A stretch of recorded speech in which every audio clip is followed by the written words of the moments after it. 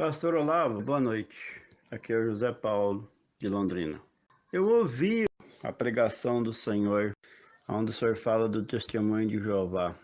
O Senhor está coberto de razão. A Bíblia fala claramente que os ímpios vão ser lançados no lago de fogo, onde o fogo não apaga e o bicho não morre. Deus vai tirar a imortalidade de Satanás. Satanás, ele é imortal, ele não sente dor, mas Deus vai tirar isso dele. A glória que ele tem na terra, de ser imortal, fazer os outros sofrer, dor, doença, causar problema na vida do povo, vai acabar. É por isso, pastor, que se ele puder levar inúmeras pessoas para lá junto com ele vai sentir bem, porque cada demônio daquele que hoje são anjos que vivem no coração da humanidade, enganando, mentindo, fingindo, colocando doenças, enfermidade, problema, esses anjos dando risada, que eu tenho visto muito no YouTube, pessoa que foi no inferno, pessoa no lago de fogo lá sofrendo já. As almas da pessoa quando morre, quando não vai para o céu, vai para o inferno. E a própria, eu acredito nesses testemunhos dessas pessoas, porque a própria Bíblia diz, fala do rico de Lázaro, onde Lázaro estava no seio de Abraão e o rico no Hade, no inferno. Pastor Deus, ele sabendo de todas as coisas, ele se arrependeu de ter feito ser humano. A humanidade, você sabe, não tem sabedoria, o homem acredita em qualquer coisa. O homem acredita na imagem de escultura, tem pessoas que lá, acho que na Índia acreditam na vaca, no boi. Lá no Egito, o touro, lá o touro lá, igual fez bezerro de ouro, era Deus do Egito. Até que Deus se irritou, falou para Moisés que era matar todo o povo. É o povo da terra, pastor, vive à procura de um Deus. Pastor, eu concordo com o Senhor. Eu queria, pastor, ser cheio do Espírito Santo e ser salvo. Isso é importante na vida do ser humano. Se a sua mão te escandaliza, corta.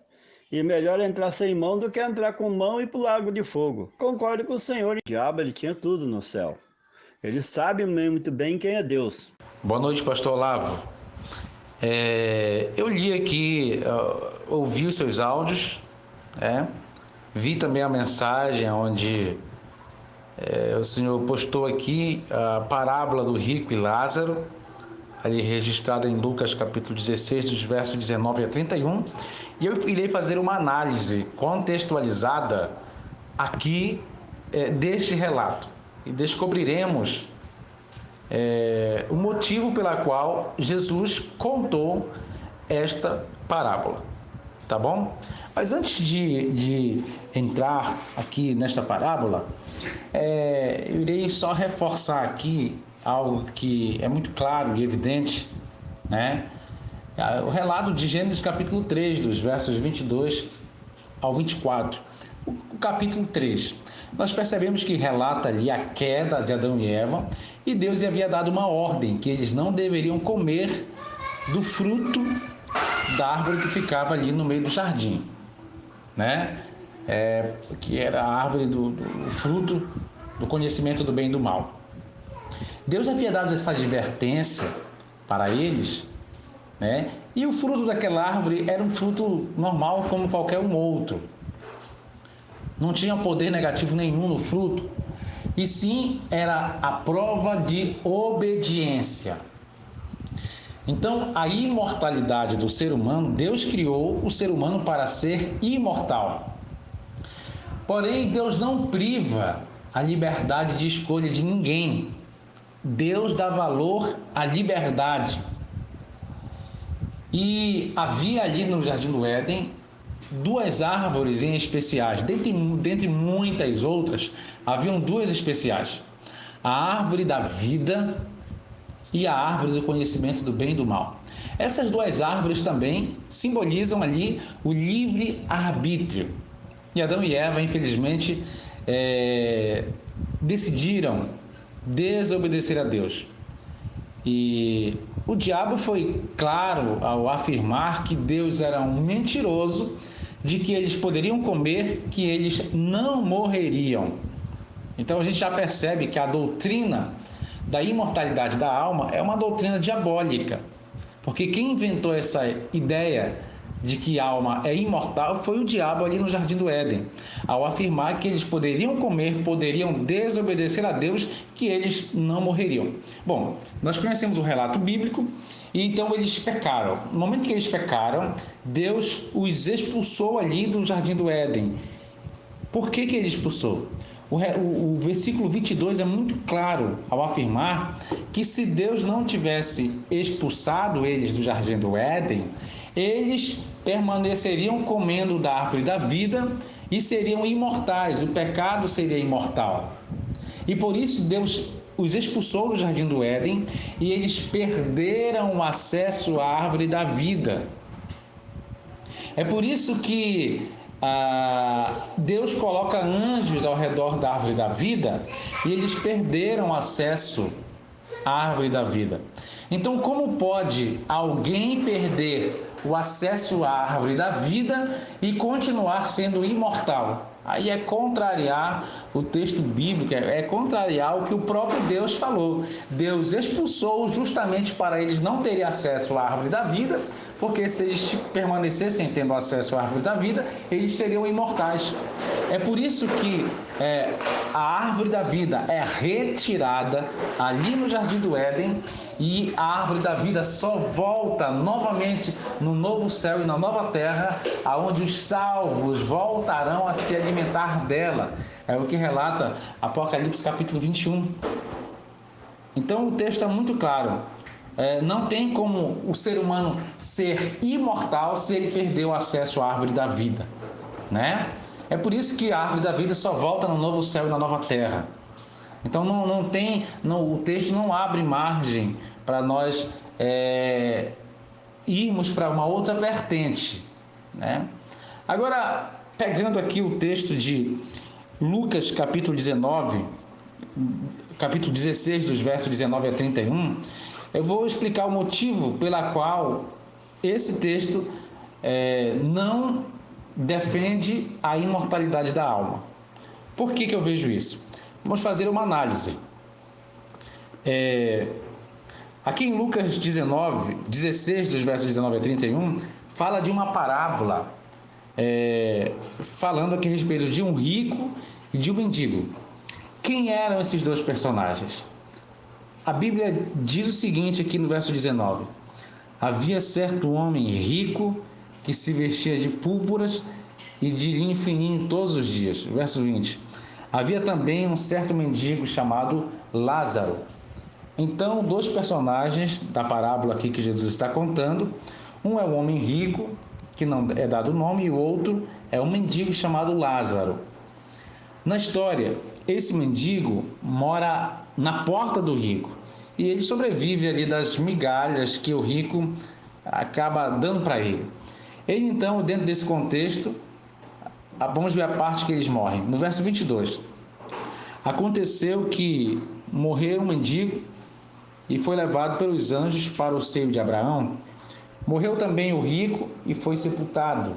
Verso 23, no inferno, estando em tormento, levantou os olhos e viu ao longe a Abraão e Lázaro no seu seio. Então, chamando, disse: Pai Abraão, tem misericórdia de mim e manda Lázaro que molhe a ponta do meu dedo e me refresque a língua, porque estou atormentado nestas chamas. Disse, porém, Abraão: Filho, lembra-te de que recebeste os teus bens na tua vida, e Lázaro igualmente os males. Agora, porém, aqui ele está consolado e tu em tormentos. Bom, você conhece toda a história, né? Vamos fazer um resumo aqui. Algumas pessoas dizem assim: então, quando morre o justo, ele é levado para o seio de Abraão, ou para o céu. Mas não existe um local físico chamado seio de Abraão. Isso é interessante. Não existe um local onde as pessoas vão para o tormento. Não existe um inferno hoje. Não existe um local de tormento hoje, se queimando. Então, o que Jesus está fazendo aqui é contando uma parábola, uma história que era conhecida nos dias dele. essa história era conhecida. E Jesus, ao contar essa história, ele faz uma nova aplicação. Ele disse que os judeus que haviam recebido o evangelho eram representados por esse rico, porque eles tinham a verdade de Deus. Mas mesmo tendo a verdade de Deus, eles não partilhavam essa verdade com outro, como por exemplo os gentios, simbolizados aqui pelo mendigo. E no juízo final, os papéis são invertidos. Quem é salvo é o pobre e quem se perde é o rico. Ele investe essa história conhecida da época, né? Então, mas aqui é uma parábola e não podemos fazer doutrina de nenhuma parábola. É apenas uma alegoria. Não existe um local onde você esteja em tormento no inferno hoje e vendo alguém que está no céu. Imagine você, se você pudesse ser salvo um dia, né? E está no céu e do céu vê alguém que você ama em tormentos eternos, no inferno, no lago de fogo. Que céu seria esse? Um segundo ponto. Para quem está no tormento das chamas, do que adianta molhar o dedo na água e colocar na língua dessa pessoa? Adiantaria alguma coisa? Então, percebe, pastor, que aqui se trata de uma parábola? Então, não existe um local físico chamado inferno hoje. Hoje não existe. Existirá o lago de fogo no futuro, né? Aonde será lançado Satanás e os ímpios para serem queimados e serem destruídos. Hoje não existe um local, um inferno se queimando hoje. Então, aqui se trata de uma parábola. E isso é bastante interessante. Então, aqui é uma parábola contada por Cristo para ilustrar a necessidade de partilhar o evangelho que a gente recebe. Então, é algo bastante interessante. Eu sei que muita gente,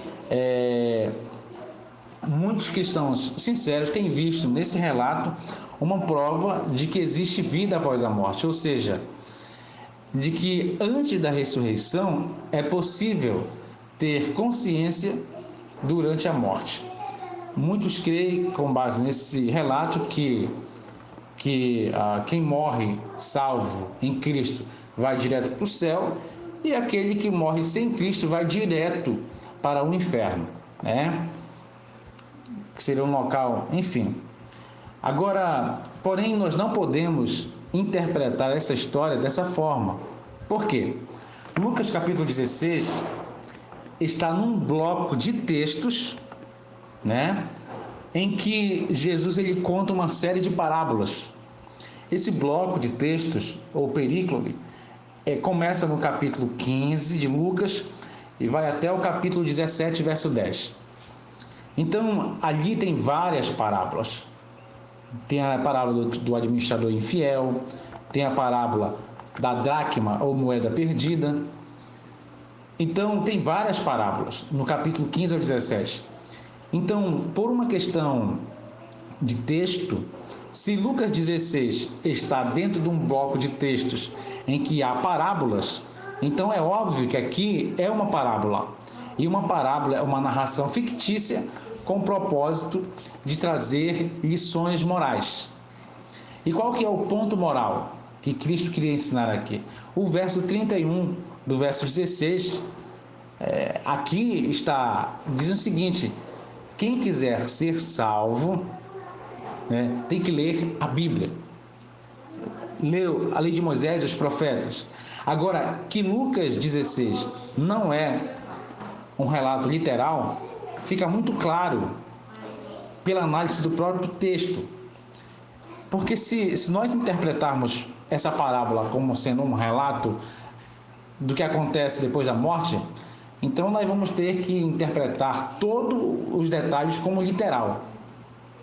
E o que diz Lucas 16, aqui no verso 24, o indivíduo diz o seguinte: Pai Abraão, tem misericórdia de mim e manda Lázaro que molhe em água a ponta do dedo, que me refresque a língua, porque estou atormentado nessas chamas. Então, eu pergunto, um espírito tem língua, bebe água? Não. Isso aqui não é um espírito no inferno. Isso aqui é uma pessoa com o corpo todo no lago de fogo, porque está sentindo sede. Você percebeu? Então não tem nada de espírito aqui, não tem nada de alma, um ser invisível. Aqui é um relato de alguém que está sendo atormentado, né? De alguém que está com o corpo aqui. Então, ele tem língua, tem sede. No verso 25 diz o seguinte: Filho, lembra-te que recebeste os teus bens na tua vida, e Lázaro igualmente os males. Agora, porém, aqui ele está consolado e tu em tormentos. Ou seja, quer dizer então que o sujeito, por ter uma vida regalada em ser rico, então ele vai para o inferno. E um indivíduo que era pobre, por ter sido pobre, vai para o céu. Então, isso seria salvação pelas obras? Então, se nós interpretarmos esse relato como literal, nós temos que interpretar todos os detalhes como literal. Então, é uma parábola. Nós não podemos usar uma parábola para fazer uma doutrina. Cristo simplesmente ele pegou um conto, uma história que já existia no tempo dele, como Flávio Joséfo, historiador judeu, informa, né? E ele adaptou para poder ensinar a lição moral de Lucas 16:31. Não podemos usar isso como um relato, como uma prova da imortalidade da alma, porque isso seria sermos tendenciosos com o texto bíblico. Ô irmão Petro Oliveira, eu estou curioso, meu amigo, em saber qual é a igreja que você frequenta, qual é a sua denominação, para eu poder tentar entender essa linha de raciocínio seu. Deixa eu dizer para você uma coisa. Você comparar o que eu prego, que eu ensino, com outras linhas de raciocínio, isto para mim, querido, não interessa tanto não. Sabe por quê, querido? Que o que eu prego, que eu ensino, eu não recebi da mão de nenhum homem. Eu recebi através de revelações divinas. Porque eu tenho experiência de Deus falar comigo cara a cara, boca a boca, e falar coisas grandes, tremendas, muito forte. Coisa que somente se for Ele que tenha falado, se cumpriria. Coisas grandes e terríveis e que se cumpriram. Coisas muito fortes. Exemplo, de eu sair para fazer o evangelismo, sair para pregar, e encontrar com certa pessoa e Deus fala, olha, fala para ela que ela tem 1 minuto só de vida. Dentro de 1 minuto ela vai descer ao inferno e eu quero salvar a alma dela. Eu quero salvar o espírito dela antes que ela morra. Eu falar para a pessoa rapidamente, ela aceitar Jesus e ela morrer debaixo dos meus braços. Tem outras experiências de Deus falar para mim de uma pessoa que estava morando comigo aqui na minha casa, chegou aqui por acaso. Quando ela despediu de mim para ir embora, Deus falou, não deixa ela ir embora. Eu trouxe ela aqui porque ela está viajando para uma cidade tal, que é Curitiba, e o dia que ela chegar lá, colocar os pés lá, ela vai morrer. Eu falei isso para essa pessoa, segurei ela 3 meses aqui na minha casa, eu sou dono de uma pousada, Pousada Fonseca, segurei ela 3 meses aqui na minha pousada, todo dia ela querendo ir embora e todo dia Deus falando novas revelações, mas em cima da mesma fala que ele tinha dito, ele só repetia as revelações, não deixa ele ir embora, que o dia que ele colocar o pé lá ele morre, ele vai ser assassinado. E ele me desobedeceu, no mesmo dia que ele colocou o pé em Curitiba, ele foi assassinado. Então, meu amigo, eu aprendi foi com Deus, não foi em faculdade nenhuma. Foi em cima de joelho no chão, jejum, oração, busca constante de Deus. E aprove a Deus me dar 15 dias consecutivos de revelações sobrenaturais, onde durante 15 dias eu não pude sair do meu escritório, não pude deitar com minha esposa, não pude almoçar, jantar, tomar banho, tomar café, não pude me alimentar, mas também não sentia falta, porque durante 15 dias eu fiquei sentado numa cadeira e Deus me revelando todo o Apocalipse. Então, do jeito que você está dizendo aí que a alma é mortal, centenas de pessoas falam para mim que o arrebatamento não vai acontecer. Outra centena fala que a gente morre aqui e reencarna ali. Então, meu amigo, o que as pessoas pensam não me interessa. O interessante é que eu ensino o que o Espírito Santo de Deus me revelou. Eu estou dizendo isso para você porque essa linha de raciocínio seu aí, eu estou cansado de estudar ela. Sei o que o diabo falou para Adão e Eva, sei o que Deus falou. Eu sei o conhecimento, eu tenho o conhecimento. E quando o diabo falou que era mentira, que eles não morreriam, não era no sentido físico, não, meu amigo. Era no sentido espiritual. O diabo, por exemplo, ele está morto para Deus. Há uma separação entre Deus e o diabo. Há uma barreira, uma separação. Não há comunhão entre Deus e o diabo. Ele está vivo? Tá. Mas ele está morto para Deus. A morte ali, meu amigo, não foi física. A morte ali foi espiritual. No mesmo dia, na mesma hora, no mesmo instante que eles desobedeceram e comeram do fruto, na mesma hora eles morreram. Jesus veio morrer na cruz do Calvário para eles reviverem, ressuscitarem espiritualmente, voltar para a glória de Deus, ser restituído ao reino de Deus. Você está entendendo aquela morte lá? Errado, você está fazendo confusão, meu amigo. Agora, fala para mim, eu já te perguntei várias vezes, e até agora, me perdoa, me desculpa, com muito amor e com muito carinho estou te dizendo isso. Parece que você está me enrolando de não dizer para mim qual é o nome da sua igreja, qual é a igreja que você frequenta. Porque olha bem, meu amigo, eu não conheço nenhuma igreja evangélica, eu não conheço. Vou conhecer a partir de você, que prega e que ensina que nós somos mortais, que nós não somos imortais. Para mim isso aí é novidade. Mas te digo, é heresia. Nós somos imortais. Imortais morando com Deus nos céus e imortais se nós formos morar com o diabo no lago de fogo e enxofre. Lá no lago de fogo e enxofre, o fogo vai queimar a pessoa, ela vai sentir dor e ranger de dente, está escrito na Bíblia, e não vai morrer. Agora o que você está falando para mim é novidade. Então diga para mim qual é o nome da sua igreja, qual é a igreja que você frequenta, para mim estudar esta igreja. Eu quero estudar a sua igreja. Caso contrário, se você for da Assembleia de Deus, você está em contenda com o que ensina nas igrejas evangélicas. Porque eu não conheço igreja evangélica que prega que o homem é mortal. Conheço a Testemunho de Jeová. Nem o Espiritismo, o Allan Kardec, ensina que o homem é mortal. Eles ensinam que o homem reencarna centenas de vezes até alcançar a perfeição.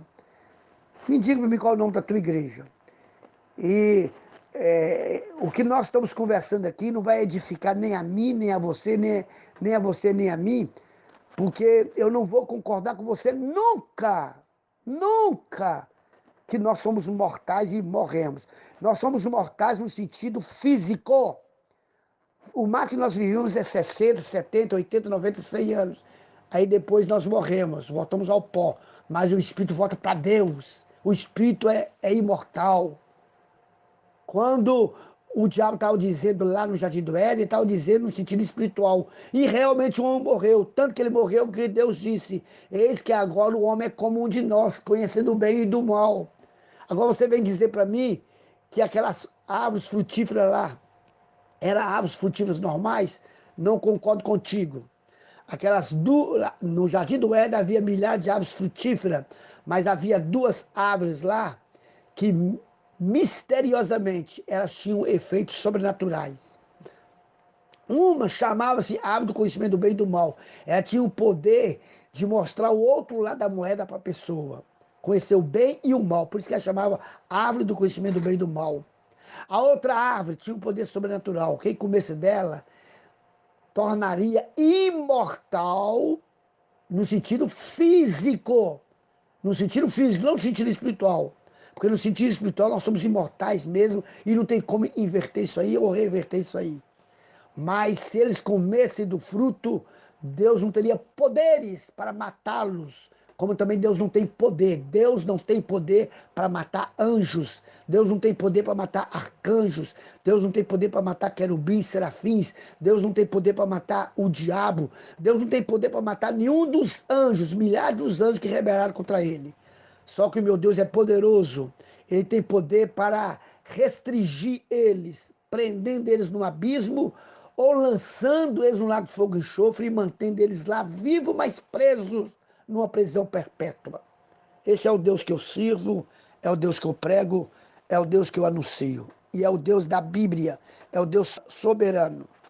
Essa passagem que está escrito no livro de Gênesis, Deus ele disse para o Espírito Santo, Deus disse para Jesus, que era a luz, né?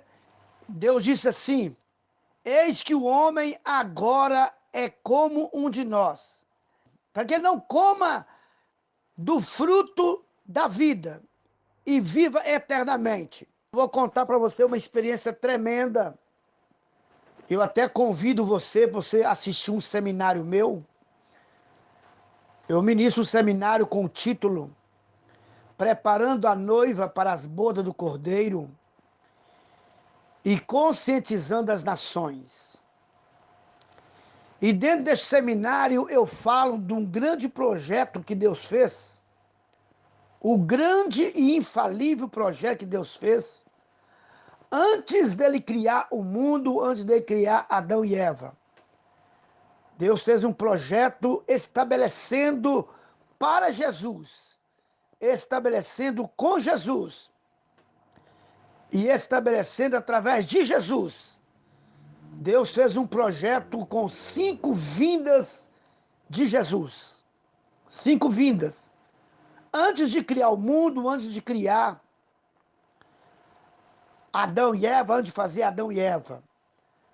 Isso tanto é verdade, e a minha base bíblica está, quando fala-se de Jesus, o Cordeiro de Deus que tira o pecado do mundo. Lá diz que ele foi morto desde a fundação do mundo. Então não está falando de 2000 anos atrás. Outras traduções está escrito, ele foi morto antes da fundação do mundo. Então ele não foi morto há 2020 anos atrás, mais ou menos. De fato, ele veio há 2000 anos atrás, 2020 anos atrás, e ele foi para a cruz e morreu lá. Mas esse projeto já estava feito antes da fundação do mundo, antes da criação do mundo. Porque Deus sabia que Adão e Eva iam pecar, antes deles pecarem. Deus sabia que Lúcifer iria rebelar, antes dele rebelar. Porque Deus, ele faz o fim primeiro, para depois fazer o início.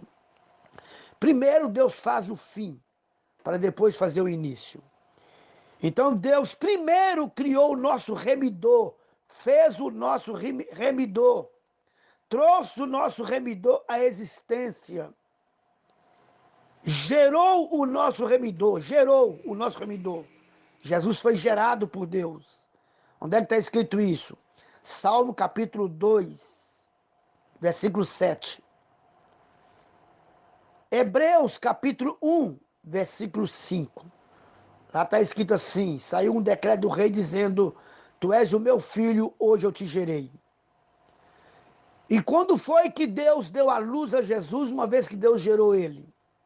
Onde foi que Deus chamou ele à existência? Gênesis capítulo 1, versículo 2, 3 e 4. Quando Deus disse, haja luz, e houve luz. Esta luz aí é Jesus Cristo. Não é sol, não é lua, não é estrela, não é nenhum outro astro. Os astros foram criados no 4º dia. O sol, a lua e as estrelas foram criados no 4º dia, em Gênesis capítulo 1, versículo 14. Mas Deus criou a luz primeiro, e esta luz era Jesus e é Jesus. Qual é a base bíblica que esta luz é Jesus? Quando Saulo ia perseguir os cristãos, ele teve um encontro pessoal, físico com Jesus.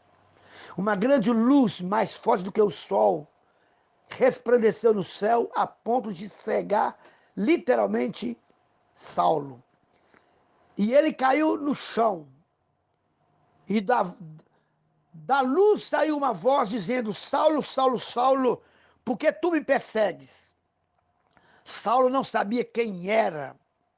E outra coisa, eu imagino o espanto de Saulo ao ver voz saindo da luz, e saindo de uma luz muito grande. Ele atônico, sabendo que era a voz de um homem, mas uma voz muito forte e poderosa. Mas essa voz vinha da luz, saía da luz e era luz. Ele diz: quem és tu, Senhor? E ele não conhecia nenhum Senhor, a não ser ele mesmo. Quem és tu, Senhor? E aquela voz diz para ele: eu sou Jesus, a quem tu persegues. Duro é para ti recalcitar contra os grilhões.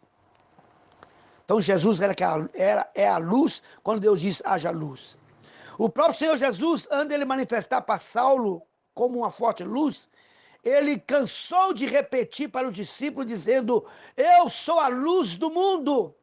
Quem me segue não andará em treva. Essa treva é Lúcifer rebelado, é o diabo. Não é treva de escuridão de noite. Então, meu amigo, lá em Gênesis capítulo 3, quando Adão e Eva pecou contra Deus, Deus tirou carinhosamente Adão e Eva do jardim do Éden. Deus não expulsou no sentido de expulsar. Deus carinhosamente, com muito amor, com muito carinho, com compaixão, Deus tirou Adão e Eva do jardim do Éden. Para quê? Para que eles não perdessem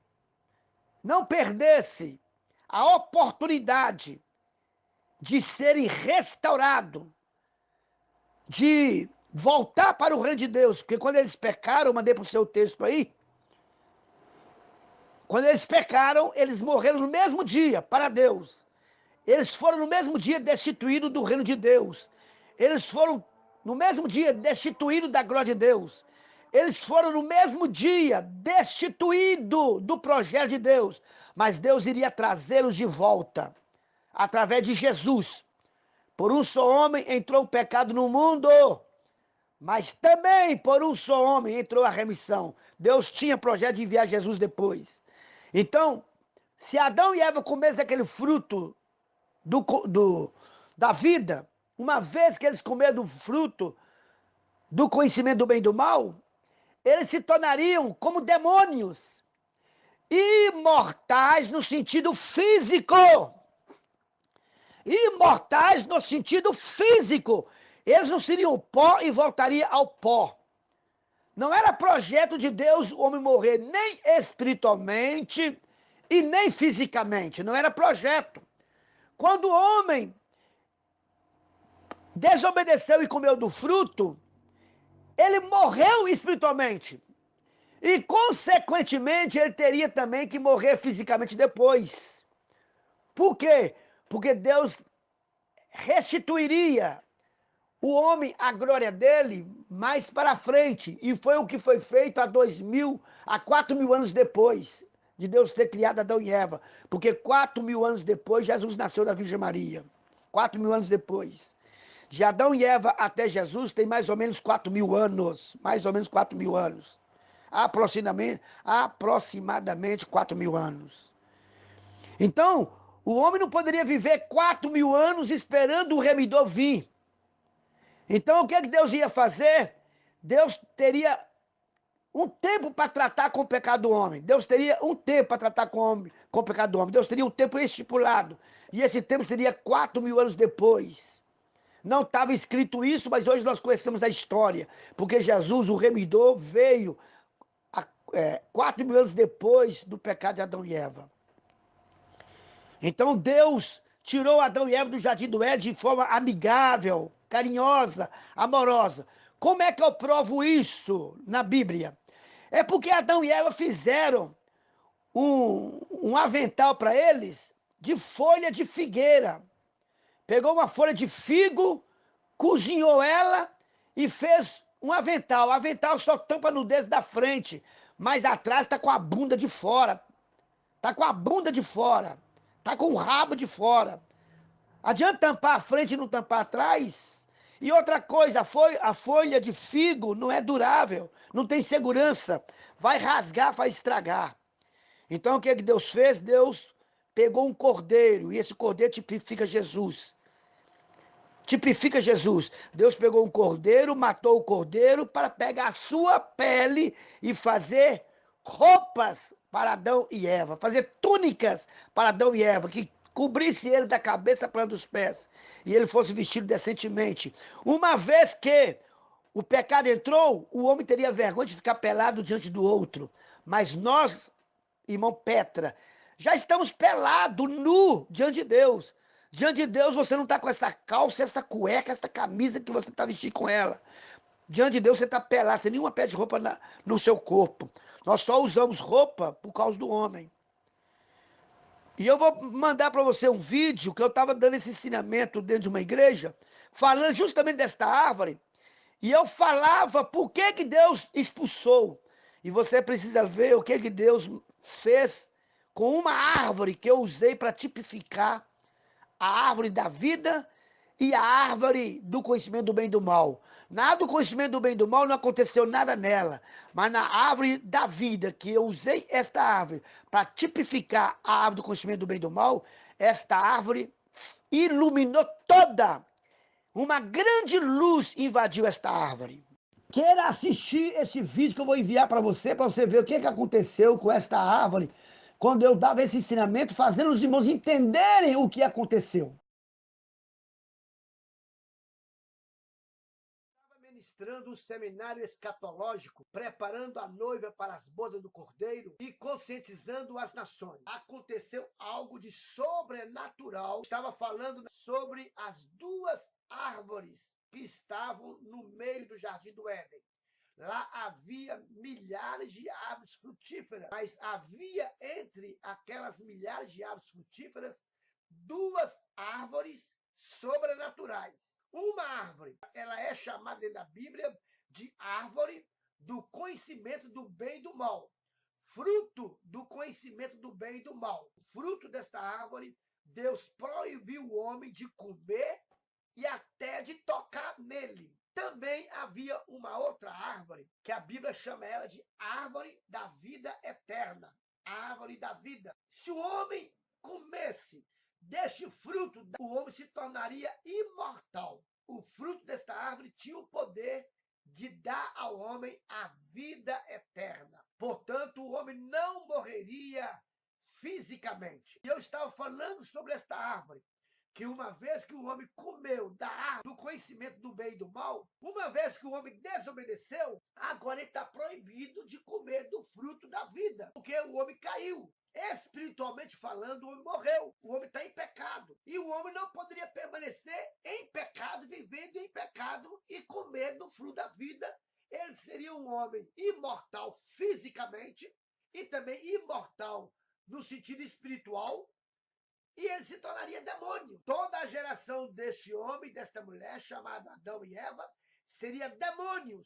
O diabo, através de Adão e Eva, iriam gerar milhões e milhões e milhões de filhos. E filhos do diabo. Iriam gerar milhões e milhões de demônios. Por quê? Porque seriam vidas que estariam em pecados, vidas que estariam afastados do reino de Deus e imortais. E não teria como Deus redimir este homem, Deus remir este homem. Afastado do reino de Deus e imortais. E quando mostrei determinada árvore para simbolizar a árvore da vida, Deus manifestou o Shekinah dele. Deus manifestou a glória dele nesta fotografia desta árvore que eu usei para representar a árvore da vida. O momento quando eu falo desta árvore e que eu falo que o homem ia gerar demônios e seria demônios, por isso que Deus colocou querubins com espada desembainhada, espada fumegante, para não deixar ninguém chegar perto desta árvore e comer deste fruto. Esta árvore tinha o poder da vida e Deus protegeu esta árvore.